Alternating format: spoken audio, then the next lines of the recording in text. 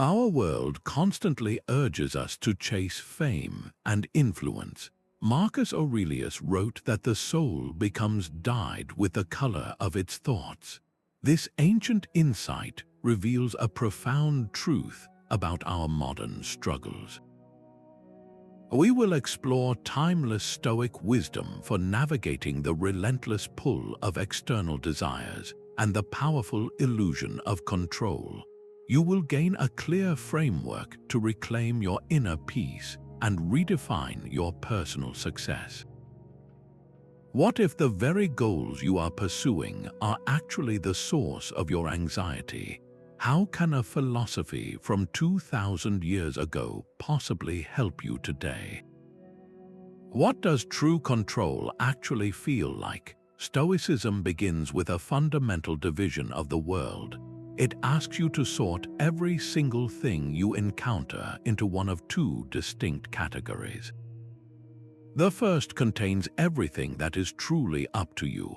The philosopher Epictetus, in his Enchiridion, put it simply: some things are within our power, while others are not. Within our power are our own opinions, our impulses, our desires, and our aversions. Essentially, our internal world of choice and judgment.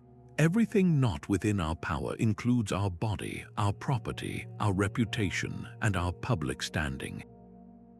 All the external things we so often chase. Think of a public speaker stepping onto a stage. They have complete command over their preparation, the clarity of their words, and the sincerity of their effort.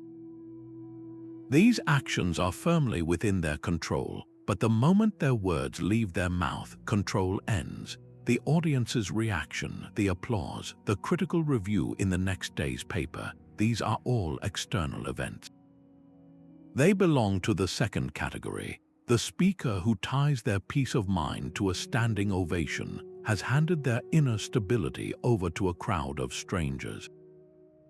They have confused what is theirs with what is not. Now bring this home to your own life. Where are you pouring your energy into trying to command the uncontrollable? Perhaps you are carefully crafting a social media post, hoping for a certain number of likes to validate your effort. You control the creation, but not the reception. Maybe you are striving for a promotion, believing it will finally bring you contentment. You control your work ethic and your attitude, but the final decision rests with others. Every time we fight against this fundamental division, we experience frustration and anxiety. We are like a sailor who, instead of adjusting the sails, tries to command the wind itself. Where in your life are you currently trying to calm the ocean instead of learning to steer your ship? What is fame truly in the eyes of a Stoic? It is not a goal to be reached, but a distant echo. Stoics describe fame as something they call an indifferent. This does not mean it is unimportant. It means it carries no inherent moral weight. It is neither good nor bad in itself. Its value is shaped entirely by how we use it and whether that use aligns with virtue. The Roman philosopher Seneca wrote often about the changing nature of public opinion. He noted that the applause of the crowd can be as unpredictable as the weather. One day you are celebrated, the next you are overlooked. To build your sense of self on such uncertain ground invites constant inner unrest. Consider an artist fully absorbed in their studio. Their focus rests on the integrity of the brushstroke, the truth they hope to express on the canvas. The act of creation itself is their reward, a practice of their skill and their character. The exhibition, the reviews, the sales, these all exist outside that quiet moment of making. If the art is made only for applause, the artist becomes bound to the audience's changing tastes. Their creative spirit is no longer truly their own. This lies at the heart of the Stoic challenge. You must ask yourself a difficult question. Does your desire for recognition come from a place of virtue, from a wish to offer something of genuine value? Or does it arise from vanity, from a deep-seated need to be seen and affirmed by others? The answer to this question shows whether you are using fame or whether it is using you. Marcus Aurelius, one of the most powerful men in the ancient world, spent his private hours writing reminders to himself on the nature of true authority. The emperor who commanded legions believed real power was not about ruling others, but about ruling oneself. He wrote in his meditations that our own actions should be just, regardless of what others may do. This turns the common understanding of power completely on its head. For a Stoic, genuine strength is self-mastery, the rational command over your own mind, your judgments, and your reactions. External command over people or resources is merely an opportunity to practice virtue on a wider stage. It is a test, not a reward. Think of a modern manager leading a team. The leader who relies on their formal title and the threat of consequences exercises a brittle kind of control. Their team may comply, but their loyalty and creativity remain untapped. In contrast, the leader who operates with Stoic principles focuses on what they can truly control: their own fairness, their clarity of communication, and their commitment to the team's well-being. This leader cultivates respect and fosters an environment where people choose to give their best. Their power does not come from a hierarchy, but from their unwavering character. This wisdom is not reserved for emperors or executives. It applies to every domain of life where you have any influence at all, whether you are guiding a family, collaborating on a project, or simply interacting with a stranger.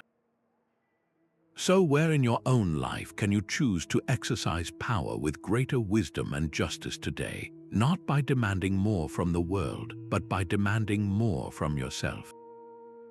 We often believe we control far more than we do. This conviction shapes our daily efforts and our deepest anxieties, convincing us that the final result is a direct reflection of our will. But a Stoic sees this as the most pervasive illusion of all. Your power does not lie in bending the world to your expectations. It resides in the quality of your intention and the sincerity of your effort, regardless of the outcome. The philosopher Epictetus offered a radical formula for peace. Do not seek for events to happen as you wish, he advised. Wish instead for them to happen as they do happen, and your life will go well. This is not a call for passive resignation. It is a profound strategy for active engagement without the inner turmoil of resistance. Consider an athlete who has trained for years. They control their discipline, their diet, their rest, and the intensity of their practice. They pour everything they have into their preparation. On the day of the race, they give a performance that is a true expression of their dedication. But they cannot control the performance of their competitors. A sudden change in the weather, or a single misstep on the track. If their sense of worth is tied exclusively to a gold medal, they have built their entire identity on a foundation they do not own. The Stoic athlete finds fulfillment in the integrity of their effort. The race's outcome becomes data, not a verdict on their character. This mindset transforms the experience from a source of potential anguish into one of consistent self-respect.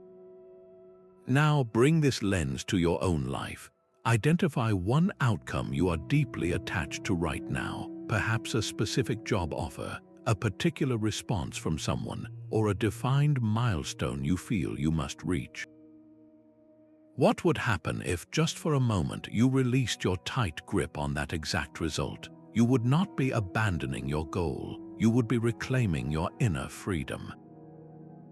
You would be shifting your focus from the uncontrollable finale back to the controllable present moment, to the next right action you can take with virtue and focus. This is where your true power has been waiting all along. Stoicism presents one ultimate good, virtue. Everything else we pursue, from recognition and influence to prosperity and ease, belongs to a separate group the Stoics called preferred indifferents. These external conditions have value, but they do not determine whether you are a good or a bad person. Your moral worth, your true contentment, rests entirely on the quality of your character. The teacher Musonius Rufus was clear on this point, teaching that a good character is the only true measure of a flourishing life, far surpassing any outward achievement. He explained that while we might prefer to have health or acknowledgement, their absence cannot harm a virtuous inner self. This idea is gracefully reflected in figures history has mostly overlooked. Think of a humble artisan in ancient Rome, a stone carver whose name time has not preserved. His hands shaped the materials that formed great buildings, yet he did not seek personal credit for his efforts. His satisfaction came from the integrity of his skill, from the precision of his work and the sincerity of his effort.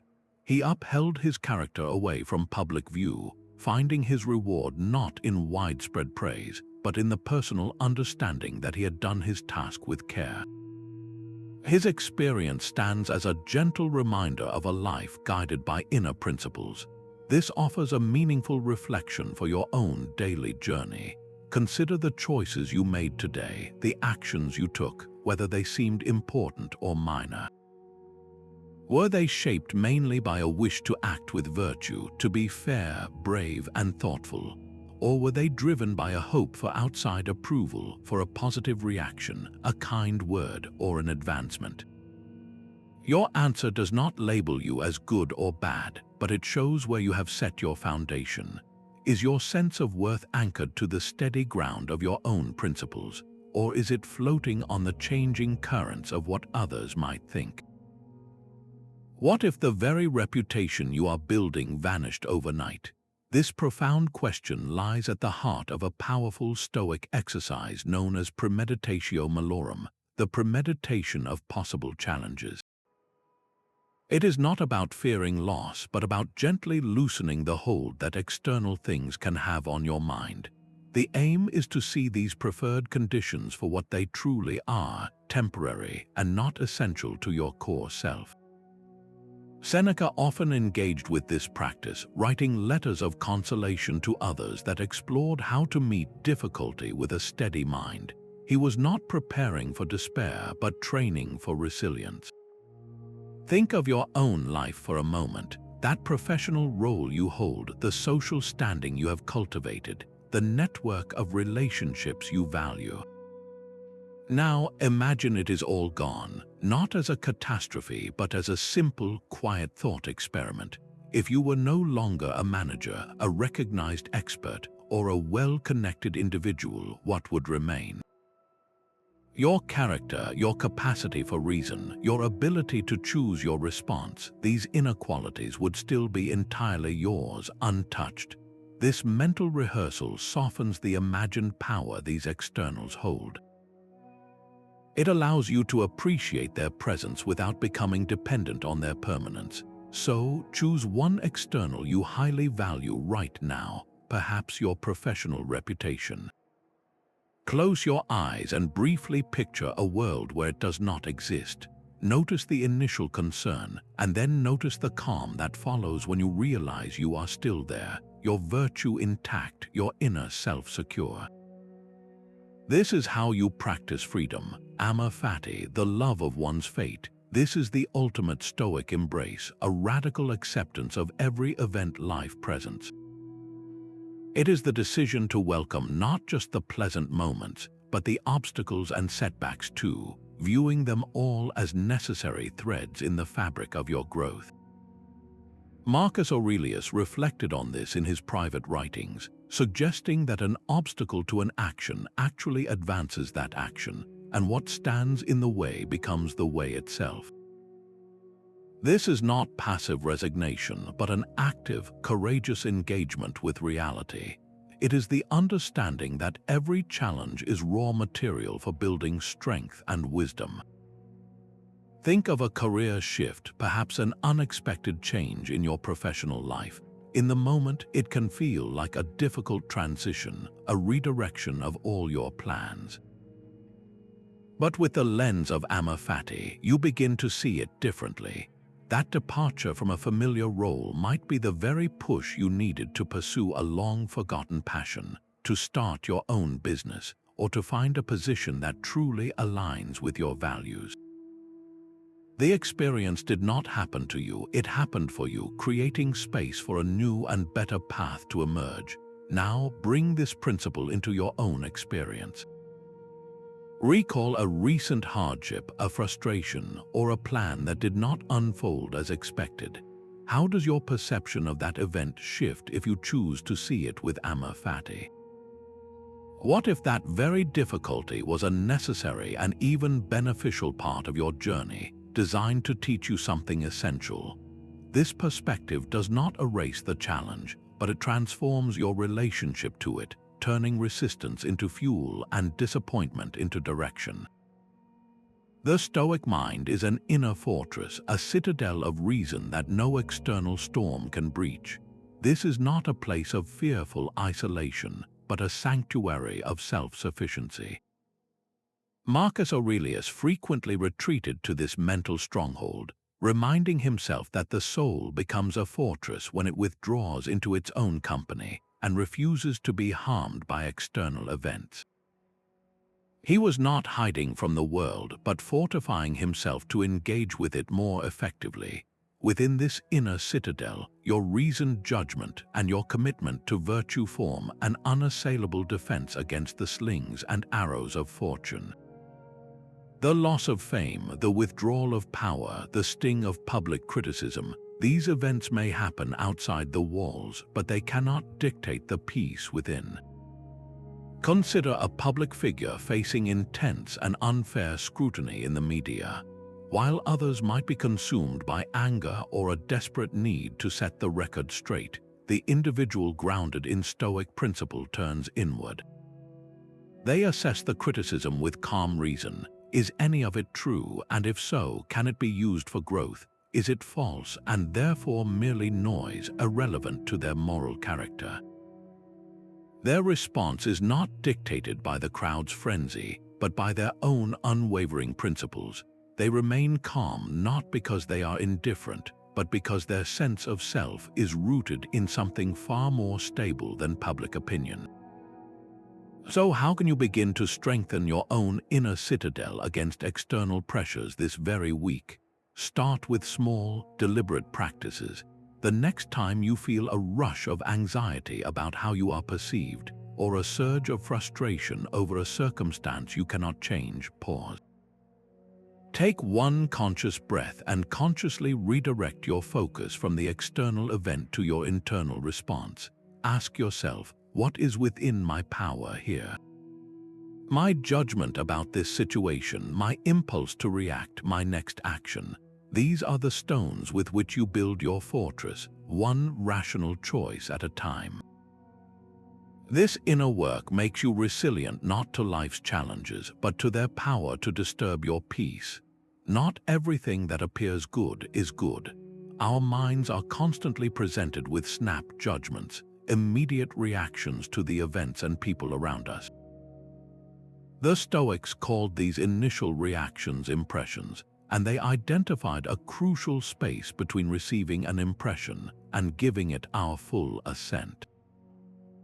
This is the discipline of assent, a practice of pausing to question the story our first impulse is telling us. Epictetus taught that we are troubled not by things themselves, but by the views we take of them. An impression is just raw data, a suggestion. Your power lies in whether you choose to endorse it. Imagine a colleague walks past you in the hallway without a word. Your immediate impression might be one of offense, a story that says they are ignoring you, that they dislike you, or that you have done something wrong.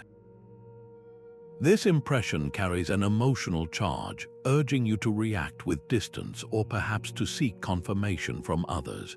The undisciplined mind accepts this story as absolute truth and reacts accordingly. But the Stoic practitioner pauses. They insert a moment of reason between the event and their response. They examine the impression. Is it necessarily true that the slight was intentional? Could your colleague simply be preoccupied with a personal matter, or rushing to a meeting, or lost in thought?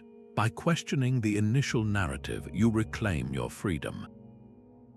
You choose not to be troubled by a mere appearance. This practice is especially vital when navigating the seductive appearances of fame and power. An opportunity for public recognition appears.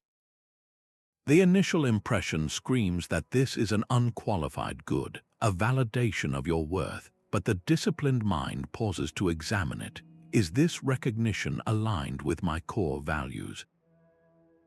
Will pursuing it require me to compromise my integrity? Does my desire for it come from a place of virtue or from vanity? The appearance of good is scrutinized before it is accepted. So take a moment for a quiet reflection on your own day. What is one first impression you had today that deserved a second, more rational look?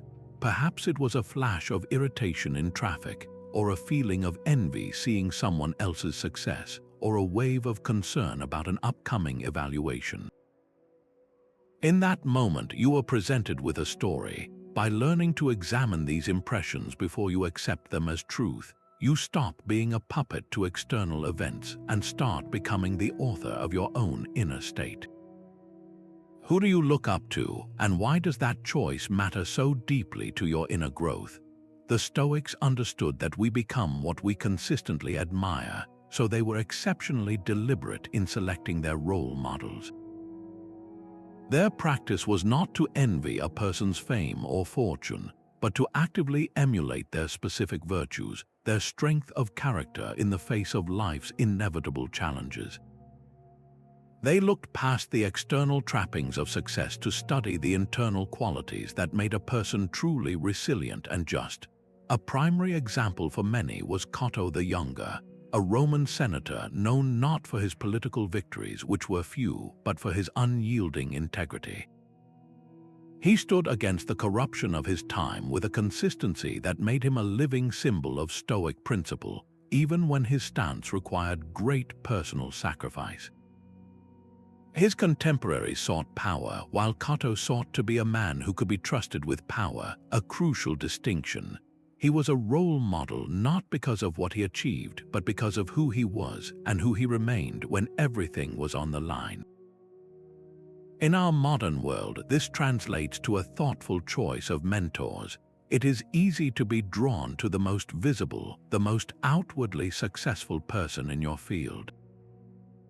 But the Stoic asks a different question. Look past the job title and the social media following. Is this person kind? Are they fair? Do they act with courage when it is difficult? Do they maintain their composure under pressure? Choose to learn from someone not for their status, but for their strength of character, for the virtues they demonstrate in their daily actions. So bring this to your own life. Identify one person you genuinely admire, whether someone you know personally or a historical figure. Now look closely and name one specific virtue they embody. Perhaps it is their patience in listening, their courage in speaking difficult truths, or their humility in success. Your task is not to become them, but to cultivate that same quality within yourself, in your own unique circumstances. How can you practice a little more of that chosen virtue in your interactions today? This is how you build your character, not by chasing someone else's life, but by integrating their finest qualities into your own. All that applause you crave, all that recognition you work for, will one day fall silent. The Stoics practiced a powerful mental exercise known as the view from above, a deliberate shift in perspective to see your life from a great distance. Imagine looking down on the earth from a place high above, watching the centuries scroll by like pages in a book. From this vantage point, the bustling city squares where fame is won and lost seems small and temporary. The fierce struggles for status and influence appear as brief, fleeting moments in an immense expanse of time and space. Your own lifetime and the reputation you are so carefully building are but a single breath in the life of the world. Marcus Aurelius captured this truth with sobering clarity, writing that the remembrance of a person is soon carried into the quiet past. He reminds us that all of us who are praised now will one day become part of a much larger story. Consider a celebrity from just a few decades ago, a household name whose face was on every magazine cover. Today, their name draws a blank from younger generations. Their fame, which once felt so solid and all-important, has faded like a photograph left in the sun. This is not a cause for despair, but for liberation. That urgent need for external validation begins to loosen its grip when you see it in its true, temporary context. So, ask yourself this simple, profound question. What is one thing you are doing, one project you are pouring your energy into, that might truly outlive you, not in fame, but in its positive impact on others? Perhaps it is the kindness you show a neighbor, the wisdom you impart to a child, or the small act of integrity you choose when no one is watching. These quiet contributions to the common good are the things that echo softly through time, long after the noise of public opinion has faded into a peaceful silence. Our desires shape the very course of our lives, yet we rarely pause to question their origin. The Stoics identified a fundamental distinction between desires that arise from our natural needs and those that are manufactured by the world around us. A natural desire is the simple wish for nourishment, for connection, for rest. It is the body and soul seeking what is essential for a flourishing life. The manufactured desire, however, is something else entirely. It is the craving for a specific brand of car, not for its function, but for the status it conveys. It is the relentless hunger for more followers, more visibility, more influence, long after our basic needs for security and community have been met. This is the craving for recognition and authority in its most potent form, a desire that can never be truly satisfied because it is not rooted in a genuine human need. The Stoic aim is not to eliminate desire, but to reform it, to train it to align only with virtue and what is truly within our control. Epictetus offered a clear warning on this very point, stating that freedom is secured not by the fulfillment of our desires, but by their removal. He was pointing to a profound truth. When your deepest yearning is for something outside your command, like public acclaim, you have effectively made yourself a servant to the whims of the crowd. Your inner peace is held hostage by an outcome you can never guarantee. Consider the simple, quiet desire for a healthy, nourishing meal. This is a wish aligned with your well-being, something you can largely fulfill through your own choices and actions. Now contrast that with the frantic, anxious craving for a post to go viral on social media. This desire is entirely tied to external validation and an unpredictable system. You control the content you create, but the viral spread lies in the hands of millions of strangers. Chasing that specific outcome is a recipe for inner servitude. So bring this lens to your own heart and mind. Look closely at the landscape of your wants. What is one desire you can consciously begin to reform today to align more closely with virtue? Perhaps it is the desire for a promotion. Can you shift your focus from the title and the salary, which are not fully yours to command, to the virtue you can demonstrate in your work each day, your diligence, your teamwork, your integrity? That shift from craving an external reward to embracing an internal practice is where you will find your first taste of true freedom. Stoicism teaches that wanting less is the path to having more. This is not a paradox of poverty, but a profound discovery of true wealth. The endless pursuit of externals, the chase for the next promotion, the next milestone of recognition, only creates a deeper hunger. Real abundance is found not in accumulation, but in the quiet realization that you already possess enough. Seneca wrote with striking clarity on this point. observing that it is not the person who has too little who is poor, but the one who craves more. He spoke of the richness of a little, the full life available to anyone who learns to find complete satisfaction in the present moment and with the resources already at hand. In a consumer-driven world that constantly whispers of insufficiency, the concept of enough becomes a radical act of defiance. It is a declaration of independence from the manufactured need for more. Think of the simple comfort of a warm meal after a long day. There is a deep, tangible satisfaction in that experience, a contentment that requires no public announcement or external validation. It is a good unto itself. Now contrast that with the fleeting thrill of a new possession acquired mainly for its status. The initial excitement soon fades, leaving behind the same underlying restlessness, now pointing toward the next desired object. The chase itself is the trap. Your sense of abundance must be sourced from within, from a mindset that can appreciate what is present rather than perpetually longing for what is absent.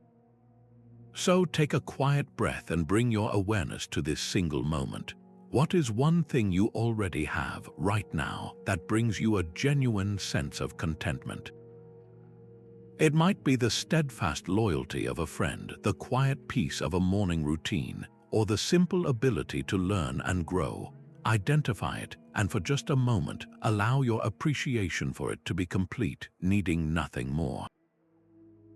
This is the foundation upon which an unshakable inner prosperity is built. True authority is granted by others, but real power is cultivated within yourself. This distinction lies at the heart of a crucial Stoic principle. Worldly authority is an external role, a temporary assignment given by an institution, a group, or the public. It can be bestowed and it can be taken away. Stoic power, however, is an internal state, built upon the unshakable foundation of your own reason and virtue. It is the self-command that remains yours regardless of your title or position.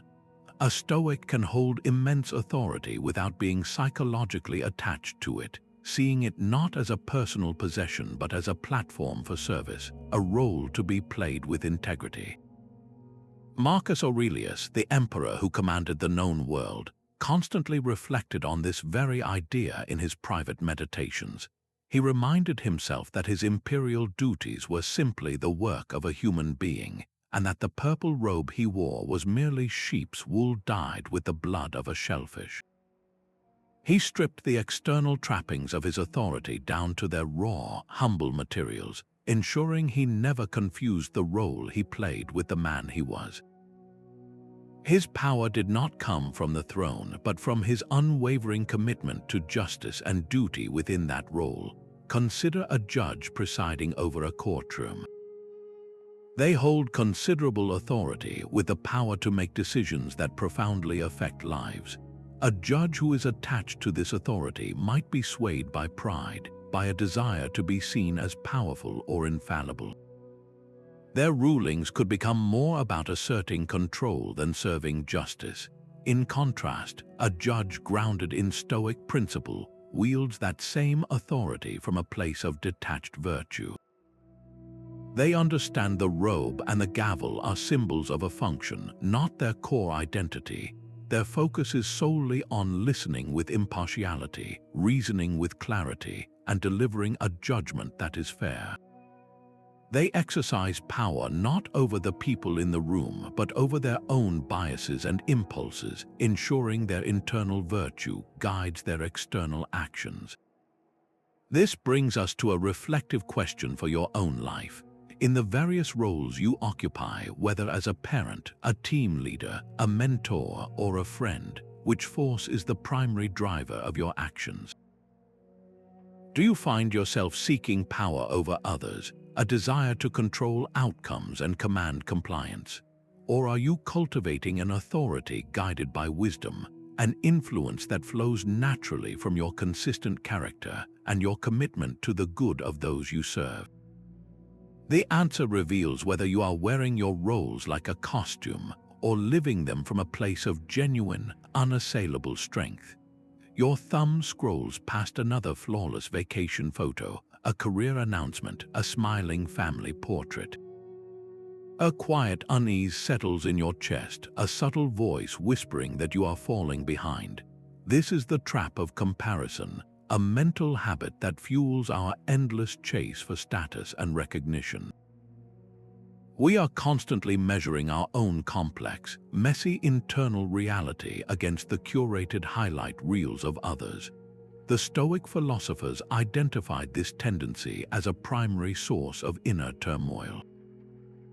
Seneca addressed it directly, advising his friend Lucilius to envy no person, for no one knows the true burdens another carries behind their public facade. That enviable lifestyle displayed online is merely the external shell. You are comparing your entire reality, with all its private worries and quiet struggles, to someone else's carefully selected presentation. It is an unfair and unwinnable contest you are holding against yourself. The drive for fame often stems from this very impulse, a deep attempt to close the perceived gap between your life and the lives you believe are more successful. You seek the spotlight not for its own sake, but to prove both to yourself and to that scrolling audience that you measure up. The solution is not to achieve more, but to compare less. Consider a practical application, a conscious limit on your exposure to these comparison triggers. This is not about rejecting technology, but about reclaiming your attention. It could be a designated digital pause for 1 hour each evening, or a mindful decision to mute accounts that consistently stir feelings of inadequacy. The goal is to create space for your own values to define your worth, rather than outsourcing that judgment to a social media feed. So, take a quiet moment for honest reflection. Identify one specific area in your life where the habit of comparison most often steals your peace. Is it your professional progress, your physical appearance, your creative output? Now ask yourself a simple but profound question. What would it feel like to gently release that particular yardstick, to let go of measuring your journey against anyone else's? The freedom you discover in that release is the first step toward a contentment that no external post can ever give or take away. Stoics do not reject fame or fortune. They simply refuse to see them as the final goal. The entire philosophy rests on learning to use external things as instruments for virtuous action, never as the prize itself. Epictetus offered a beautifully simple analogy for this. He said, on a voyage when the ship puts in for supplies, you may go ashore to get fresh water. You can even pick up a seashell or a plant along the way, but you must hold these things lightly, always keeping your attention fixed on the ship. When the captain calls, you must drop your collected trinkets and run back, or you will be left behind, tied to things that are ultimately unimportant. The ship is your virtue, your reason, your guiding purpose. The seashells and plants are the externals, the wealth, the status, the influence. They are materials to be used prudently on the journey, not treasures to be clung to. Think of a philanthropist who directs their vast wealth toward building libraries or funding medical research. The Stoic would not praise the mere possession of that wealth. The virtue lies in how it is used, in the justice of its distribution, and the wisdom behind its application. Such a person uses their resources as a tool for the common good, all while holding that fortune lightly, understanding it could change and that their true worth is not measured by their bank balance but by their character in managing it. This principle scales perfectly to any life, regardless of your means. Your resources are not just financial. They include your time, your attention, your specific skills, and the small circle of influence you hold. The question is not whether you have enough, but whether you are using what you have with purpose and virtue. How can you use your current resources, however modest they may seem, more intentionally this week? Perhaps it is offering your undivided listening ear to a friend in need, a resource of time and empathy. Maybe it is using a particular talent you possess to quietly help a neighbor, a resource of skill. Every day you are given materials. The real work is in choosing to use them not for personal glory, but for a purpose that aligns with your deepest principles. Your will is the one part of you that can never be truly conquered. The ancient Stoics called this prohesis, the faculty of moral choice, the very center of your being where your judgments and intentions are formed. This inner citadel of your will is the only thing that is completely and utterly your own, the one thing no outside force can ever strip away from you without your consent. Epictetus, who himself experienced profound personal constraint before living in freedom, spoke of this with absolute conviction. He taught that no one can control your prohesis, your power to assent or dissent, to choose your attitude and your aims. Your body can be confined, your reputation questioned, your possessions lost, but this sovereign core of your being remains untouchable. This is the ultimate source of your freedom, making the chase for fame and power irrelevant to who you truly are. Consider someone facing extreme hardship, stripped of every external marker of identity, home, career, and social standing. They are subjected to forces entirely beyond their command. Yet, even in that confinement, their inner freedom remains intact. They can choose to hold onto their dignity. They can choose to offer a word of encouragement to another.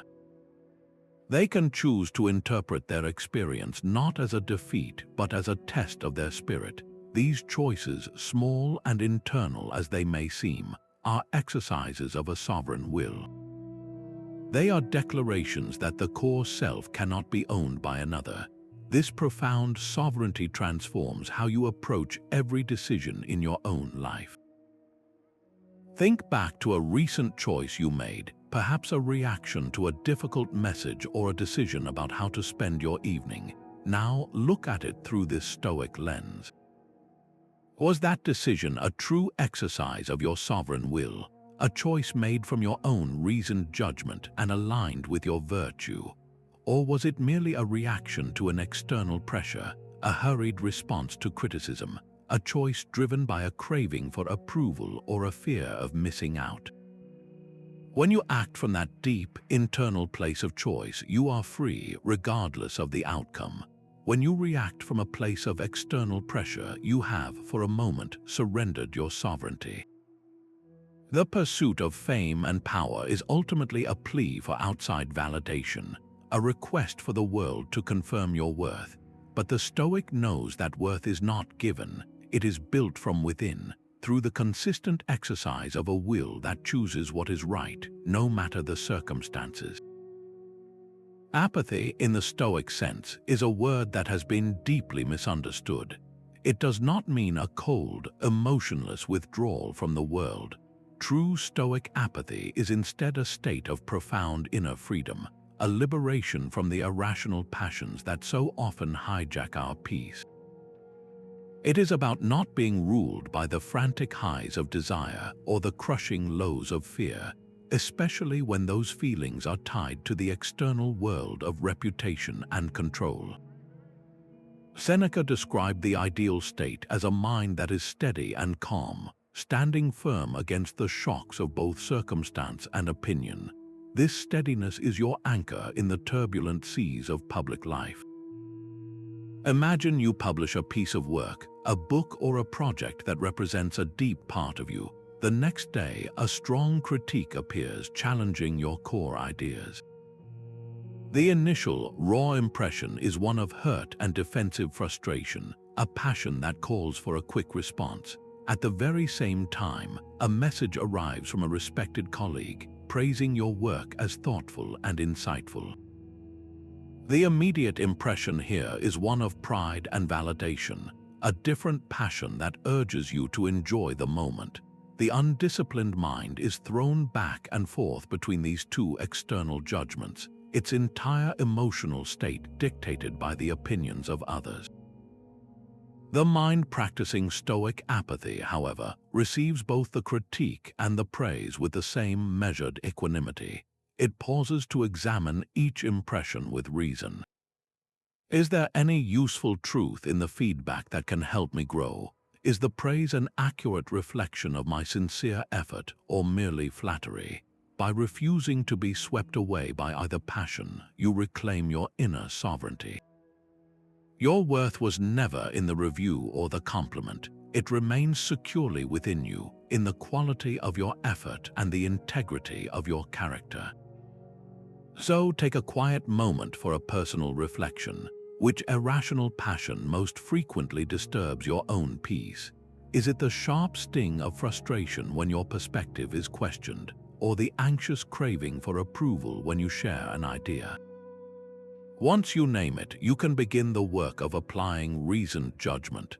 The next time that passion arises, insert a single, conscious breath between the feeling and your reaction. In that small space, you will find the first taste of true apathy, the freedom that comes from not being a slave to your own turbulent emotions. Your entire life is contained within a single, fleeting moment in the life of the universe. This is the essence of the Stoic practice Marcus Aurelius called the view from above, a powerful mental exercise designed to shrink our anxieties down to their true size. He would regularly visualize the entire cosmos, seeing the Earth as a mere speck and the vast sweep of human history as a brief, passing moment. From this cosmic vantage point, the fierce struggles for status, the urgent cravings for recognition, all of it loses its intense personal weight. Your desire to be seen and celebrated, which can feel so all-consuming in the moment, becomes a quiet, almost invisible event on a tiny world spinning in an immense silence. It is like looking down from an airplane window at a sprawling city. The buildings that seemed so massive from the ground are now reduced to tiny geometric patterns. The busy streets where people rush about their lives are just thin, gray lines. The individual dramas playing out in those streets are completely lost to your distant view. This is not meant to make your life feel insignificant, but to offer a profound sense of liberation. The pressure you feel to build an enduring reputation is an impossible burden when you see it from this scale. All recognition, no matter how great, is eventually quieted by the passing of centuries. The most celebrated leaders, the most influential artists, their names and deeds slowly fade into the quiet background of history, becoming notes in a much larger story. So the next time you feel that familiar knot of anxiety, that urgent need for a specific outcome or for external validation, pause for just a moment. Close your eyes and take a mental step back. See your current worry from 1,000 miles away, then from the edge of the solar system. Watch as its demanding presence gently shrinks, becoming a small part of a vast and beautiful whole. This perspective does not erase your goals, but it does drain the frantic urgency from them, returning your focus to what is truly close and meaningful. True mastery begins with a strange surrender. To gain control, you must first relinquish it. This is the paradox at the heart of Stoic wisdom. The frantic effort to command every external outcome is what ultimately leaves you feeling powerless and adrift. Real authority is not about bending the world to your will, but about steering the one thing you truly command, your own mind. The philosopher Epictetus framed this with striking clarity, reminding us that the faculty of choice is like the helm of a soul. He said that if you do not set a right course for your own reason, you will be dashed against the rocks by the opinions of others. Your judgments, your intentions, your values, this is your helm. Everything else is the unpredictable sea. Consider a musician completely dedicated to their art. They control the hours of daily practice, the depth of their emotional connection to the music, and the technical precision of their performance. Their focus is locked on this internal domain, on mastering their craft for its own sake. They cannot control whether their song climbs the charts, whether a critic writes a glowing review, or whether their genre falls in or out of fashion. These are the waves and the weather. The musician who ties their happiness to a #1 hit has handed their helm over to the turbulent ocean of public taste. They are trying to command the sea itself, but the musician who finds their fulfillment in the integrity of their practice, in the pure act of creation, holds their helm firmly. They experience a profound and unshakable control over their inner world, regardless of the storm outside. This brings us to a deeply personal question for your own journey. Look closely at your life right now. Where are you exhaustingly trying to steer the ship of someone else's actions, or a specific market trend, or a particular outcome at work? You are leaning over the railing, shouting directions at the waves, while your own helm, your own reasoned choices, sits neglected and untended. What would it feel like to simply turn around, to place your hands back on your own wheel, and to focus entirely on setting the right course for your character, your efforts, and your intentions? This is not giving up, it is the moment you finally take command. Fame arrives not as a reward but as a final examination of your inner constitution. The Stoics perceived any form of external success as a rigorous test, one that challenges an individual to remain anchored in virtue while the currents of public opinion pull fiercely. It is easy to be humble when no one knows your name. The true trial begins when applause fills the air and the world seems to affirm your every move. This is when you discover whether your character is built on the solid ground of principle or the shifting sands of vanity. History offers a perfect portrait of this ideal in Lucius Quinctius Cincinnatus. This Roman farmer was peacefully working his land when a message arrived. A powerful enemy army threatened the Republic, and the Senate begged him to take absolute control as dictator. He accepted the immense authority not as a prize but as a duty. And then, in a move that stunned the ancient world, the moment the crisis was averted and his work was complete, he immediately relinquished his supreme power and returned to his plow. He held the highest fame and authority Rome could offer, yet he treated it as a temporary tool for service, not a possession to be clung to. His character remained entirely his own, untouched by the prestige of his position.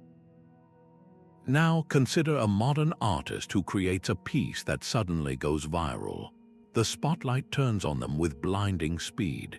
One path is to let the attention fuel their ego, to believe the hype and start making creative choices based on maintaining that fame rather than expressing artistic truth.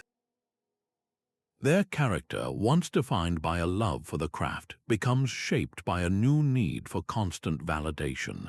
The other path is the Stoic response. This individual receives the same level of attention, yet they see it as a test. They use the newfound platform to highlight causes they believe in, to mentor other emerging artists, or to simply continue their work with the same quiet dedication as before. The fame becomes a resource to be used wisely, not an identity to be consumed by. This reflection leads to a deeply personal question for you. If a wave of great recognition washed over your life tomorrow, which of your virtues would be most severely tested? Would your humility be strong enough to resist the pull of arrogance? Would your justice remain firm when presented with new opportunities for unfair advantage? Would your self-control be sufficient to manage the new distractions and temptations? The answer does not wait for fame to arrive. You build that strength today in the quiet choices of your ordinary life, so you are prepared not for the reward but for the test itself. You can build a resilience that no external circumstance can easily shake. This is the aim of the Stoic practice of voluntary discomfort, a deliberate choice to temporarily step away from ease and convenience to prove a vital point to yourself. The teacher Musonius Rufus was a strong advocate for this, urging his students to strengthen both body and mind through simple, chosen challenges. He taught that by occasionally embracing what we might normally avoid, we demonstrate in a tangible way that our happiness and our character do not ultimately depend on perfect comfort, high status, or total control. The goal is not to punish yourself, but to prepare your spirit against the fear of losing the external things you currently enjoy. Think of it as a fire drill for your peace of mind. You are not waiting for a real emergency to discover if you know the way out. You are practicing the route in complete safety, so that if a true challenge ever comes, your response is calm and assured. The applications can be incredibly simple. It might be choosing to take a cold shower for the final minute of your morning routine, not for any health claim, but for the mental victory of willingly accepting a minor shock and discovering you are perfectly fine. It could be deciding to skip a single meal, not as a diet, but as a conscious exercise in realizing that your mood and your focus are not held hostage by your stomach. Or it could be turning off the entertainment for one quiet evening, proving to yourself that you can find contentment without constant external stimulation. Each of these small acts is a quiet declaration of independence. You are showing yourself through direct experience that you are more resilient than your comforts might lead you to believe. So, what is one small voluntary discomfort you could introduce into your week? It must be safe, manageable, and entirely within your control to start and to stop. Perhaps it is walking a short distance in cooler weather without complaining, or taking the stairs instead of the elevator, or spending an hour without your phone. As you do it, pay close attention to the subtle shift inside. Notice how the initial resistance gives way to a quiet confidence, a proof that you can handle more than you thought. This practice gently loosens the grip that external conditions have on your mind, reducing the underlying fear of losing them and revealing the unshakable strength that was always there. Your personal ambitions are merely a single thread in a vast, interwoven human tapestry. The Stoics called this profound understanding oikeiosis, a recognition that we are naturally connected to all other people, bound by a shared capacity for reason. This leads directly to their idea of cosmopolitanism, the belief that we are, first and foremost, citizens of the entire world. Chasing personal fame and power begins to feel hollow when you see your own well-being as inseparable from the welfare of everyone else. Your success is not a solitary peak to be conquered, but a fertile plain that benefits from the health of the entire ecosystem. Marcus Aurelius captured this interconnectedness with beautiful clarity, writing that we are made for cooperation, like feet, like hands, like eyelids, like the rows of upper and lower teeth. To act against one another is unnatural, and to feel anger or rejection toward another is to act against our fundamental design. Consider a political leader who genuinely embraces this worldview. Their motivation shifts entirely. They no longer seek high office as a platform for their ego or a trophy for their resume. Instead, they see the position as a solemn responsibility to serve the common good, to use their authority for the benefit of the people they represent. Their power is not a personal possession, but a temporary tool entrusted to them for a larger purpose. Their focus is on the health of the whole community, not on the size of their own portrait in the public square. This principle scales down to every one of your daily interactions. The cashier you speak with, the neighbor you pass, the colleague you collaborate with, all are fellow citizens in this global community. So take this question into the quiet of your own mind. What is one simple action you can take today, however small it may seem, that consciously contributes to the common good? It might be an act of patience in a frustrating line, a word of genuine encouragement to someone who seems weary, or a small donation of your time or attention to a cause that helps others. This single, deliberate act is a quiet but powerful declaration of your true citizenship, a reminder that your most meaningful legacy is not the noise you make for yourself, but the quiet good you do for the whole. The past is a closed door, and the future remains an unwritten page. Your genuine power lies only in the fleeting, decisive space of the now. This is where your agency breathes, in the present moment, the one point of contact you truly have with your own life. All our worry over building a lasting legacy or securing permanent influence is a struggle against this simple truth. We are trying to control a story that has not yet been written, forgetting that we hold the pen only for the single sentence we are composing this very second. Seneca captured the urgency of this with a powerful command, urging us to embrace each day as if it were a complete life. Do not postpone your best efforts or delay your virtue for some distant, imagined future. The present day is the only stage you are guaranteed. Think of an actor standing in the bright glow of the stage lights. Their entire world, their entire focus, must be on the truth of the current scene, on delivering their lines with sincerity and connecting with their fellow performers. If their mind drifts to tomorrow's newspaper review or the audience's final applause, their performance in this crucial moment becomes hollow and mechanical. They have sacrificed the only reality they control for an uncertain fantasy. The present moment is your stage. What single action can you take right now that is completely and undeniably within your command? Perhaps it is the decision to close your eyes and take one deep, calming breath. Maybe it is the choice to offer a genuine word of thanks to someone nearby. Or it could be the simple act of turning your full attention to the task directly in front of you. Identify that one small, controllable thing and do it. This is not a small step.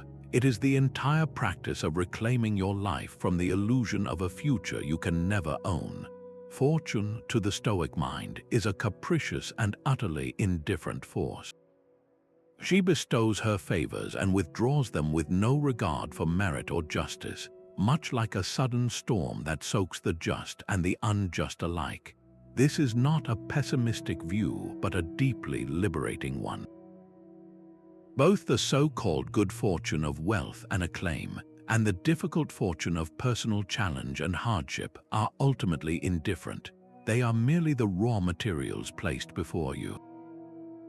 Your character and the virtue you choose to build with those materials is the only thing that truly counts. Seneca, in his profound dialogue on providence, put a radical question to his reader. Why is it that a good person often faces so many challenges? His answer was that fortune only tests those worthy of the struggle, that difficulty is the very fire that forges a resilient and unbreakable spirit. The rise and fall of history's great empires serve as the grandest testament to this principle. Consider ancient Rome itself, a civilization that grew from a small village to a power that bestrode the known world. It experienced centuries of immense good fortune, of military victories and architectural marvels. Yet this very success contained the seeds of its own challenge, testing the virtue of its leaders and its people. And in time, as all things must, its political structure transformed, its power shifted, and its era of dominance passed into history. This was not a tragedy in the Stoic sense, but a natural cycle. The fortune of its rise and the fortune of its change were both external events. The enduring legacy lies not in its permanent power, but in the lessons of law, governance, and philosophy it left behind. This brings the question home to your own life, to the quiet center of your character. How can you begin to prepare yourself now, in the calm of ordinary days, to meet both soaring success and stinging disappointment with the same unwavering virtue? The preparation happens in the small, daily choices. It is the practice of humility when you receive a genuine compliment, accepting it gracefully without letting it inflate your sense of self. And it is the practice of courage when a project you care about meets with an unexpected outcome, refusing to surrender to frustration and instead looking for the lesson embedded within the experience. By training your responses in these everyday moments, you build a character that remains steady, whether fortune smiles upon you or turns her face away. The day's final quiet moments hold a profound opportunity for growth. The Stoics practiced a deliberate ritual of evening self-examination, a gentle but honest audit of the day now past. This was their method for turning everyday experience into lasting moral progress, a way to ensure their actions aligned ever more closely with their principles. The roots of this exercise stretch back to the philosopher Pythagoras, who encouraged his followers to review their deeds each night, asking where they had gone off course and what they had accomplished. The Stoics adopted this practice, focusing intently on how their desires, especially the subtle cravings for recognition and control, had influenced their choices. The framework is beautifully simple, resting on three essential questions. What did I do well today in accordance with virtue? Where did I allow my judgment to go astray, perhaps by reacting with vanity to a slight or by clinging too tightly to an outcome I could not command? And finally, how can I improve tomorrow? What specific step can I take to act with greater wisdom and justice? This is not about self-criticism, but about compassionate course correction. Think of a gardener walking through their plot at dusk, noting which plants are thriving and which need a little more care, making a plan for the morning's watering. The evening review is this same nurturing attention, applied to the garden of your own character. It shines a light on the precise moments where the lure of fame or the illusion of power may have subtly directed your hand. Did you speak in a meeting primarily to be heard or to contribute something of genuine value? Did a social media notification pull you from a meaningful task, trading your focus for a moment of external validation? By identifying these small deviations, you reclaim your agency. So, consider this a personal invitation. Commit to spending just 5 minutes each evening for the next week with this simple 3-question review. You need no special tools, only a quiet space and a willingness to look honestly at your own journey. This daily practice, repeated consistently, becomes the quiet engine of your transformation, steadily turning the pursuit of external rewards into the deeper, more satisfying work of building an unshakable inner self. You will likely be forgotten. It is a stark statement, but in the grand and silent theater of time, every name is eventually ushered off the stage. Marcus Aurelius, the emperor whose words have outlived his empire, was deeply aware of this truth. He wrote in his private meditations that even the most celebrated names are quickly reduced to an empty echo and then to complete silence. He was not being cynical, but offering a profound consolation. How you are remembered, the legacy of your name in the public record, is an external event entirely beyond your command. To worry over it is to be anxious about a story you will never get to read. Your energy is far better spent on the one story you are actively writing, the legacy of your character. Think of a grandparent or an elder in your own family. Their name may be unknown to the world, but within the small, warm circle of those who loved them, they are remembered with deep fondness. They are recalled for their patience, their quiet strength during a difficult time, their unwavering kindness, or the integrity they showed in their daily work. This is a legacy built not on fame, but on virtue, a quiet echo that persists long after the noise of public acclaim has faded. So, ask yourself this reflective question, not about the distant future, but about the life you are living right now. What legacy of character do you wish to leave in the people closest to you? Is it a legacy of fairness, of courage, of compassion? These are the qualities you can cultivate today, in your choices and your actions, building a remembrance that truly matters, not in the history books, but in the human heart. Authority is not a finite resource to be hoarded. but a current that strengthens as it is shared. This brings us to a crucial distinction Stoic wisdom illuminates: the difference between power with others and power over others. The dominative model seeks to control people, to command their actions and compel their obedience through fear or force. It is a brittle form of influence, one that the Stoics saw as entirely disconnected from virtue. In contrast, collaborative power is built with others. It is the power of a shared purpose, of mutual respect, and of enabling each person to contribute their unique strengths. This is the power that aligns with justice and fosters genuine community. The philosopher Epictetus, who taught extensively on our duties within society, pointed to this very idea. He reminded his students that human beings are fundamentally social creatures, made for cooperation. To act against another person, to seek to dominate them, is to act against our own nature and against the rational principle that connects us all. Think of a team working on a complex project. The leader who operates with dominative power issues commands, micromanages every detail, and views dissenting opinions as challenges to their authority. The team functions out of obligation, their creativity is stifled, and the entire structure is fragile, held together only by the leader's presence. Now, envision that same team led by someone practicing collaborative power. This leader sets a clear, virtuous aim and then focuses on empowering each member. They ask for input, they trust their team's expertise, and they see their own role as clearing obstacles so others can do their best work. The power here is not diminished, it is multiplied. The team's success becomes a collective achievement, born from a shared commitment to excellence and mutual support. This dynamic extends far beyond the workplace into every interaction, from parenting to friendship. So, turn this lens inward for a quiet moment of self-inquiry. In your own daily interactions, where do your instincts tend to lead you? Do you find yourself seeking to empower those around you, to lift them up and help them find their own capability?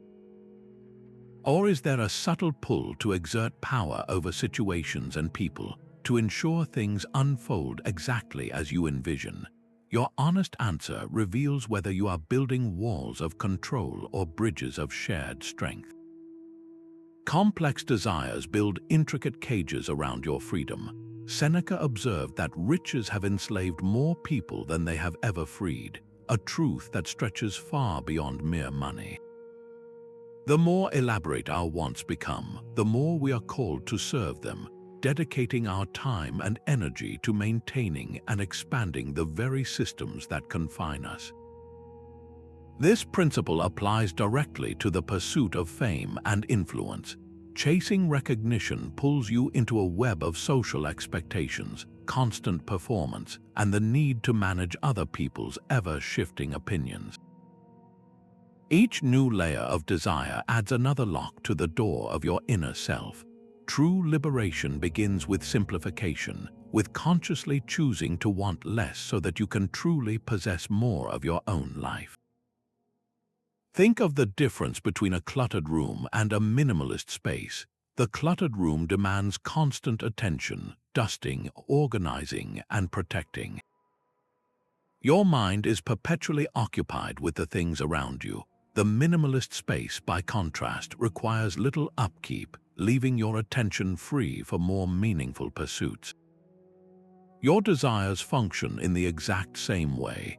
A simple desire, like the wish to act with integrity today, is lightweight and entirely within your command.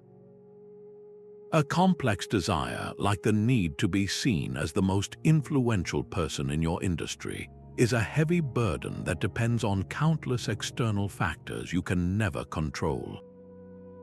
So, where can you begin to simplify? Start with something tangible. Choose one small area of your life to declutter this week.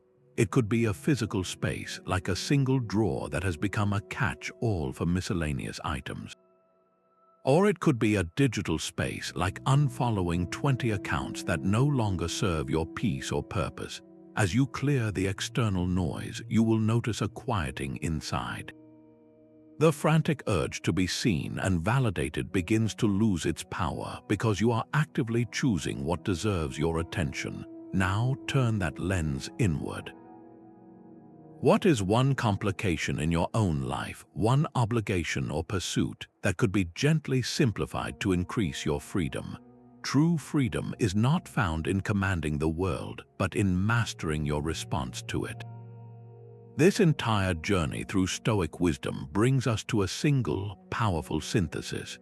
Resilience and peace are not rewards the universe gives for acquiring fame or power.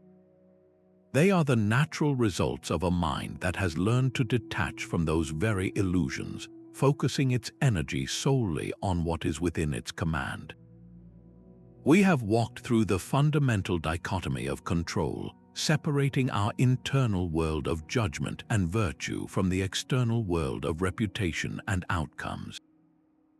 We have explored Amor Fati, the love of fate that welcomes every event as raw material for growth, and we have fortified our inner citadel, that mental fortress where our reasoned choice remains sovereign against any storm. These are not just ideas, they are practical tools for reclaiming your life. The philosopher Epictetus, who began his own life in servitude, arrived at perhaps the clearest statement of this goal. He said that freedom is the only worthy goal in life, and it is achieved through disregard for things not in our own power. This disregard is not a bitter rejection, but a profound understanding of what is truly valuable. It is the deep knowing that your character, your integrity, and your intentions are the only real possessions you have. They can never be taken from you without your consent. So, as this exploration closes, the real work begins in the quiet of your own choices. Select one Stoic principle to practice with intention in the coming week. It might be pausing to apply the dichotomy of control the next time anxiety arises. It could be whispering Amor Fati to yourself when a plan goes awry. Or perhaps it is performing one small evening review to gently align your actions with your virtues. This is how you build a life of unshakable inner strength. If this path of practical wisdom resonates with you, consider subscribing for more guidance to help you live it. We would also be grateful to hear which principle you choose to practice. Share your commitment in the comments below. Your journey toward genuine freedom is the most important work you will ever do.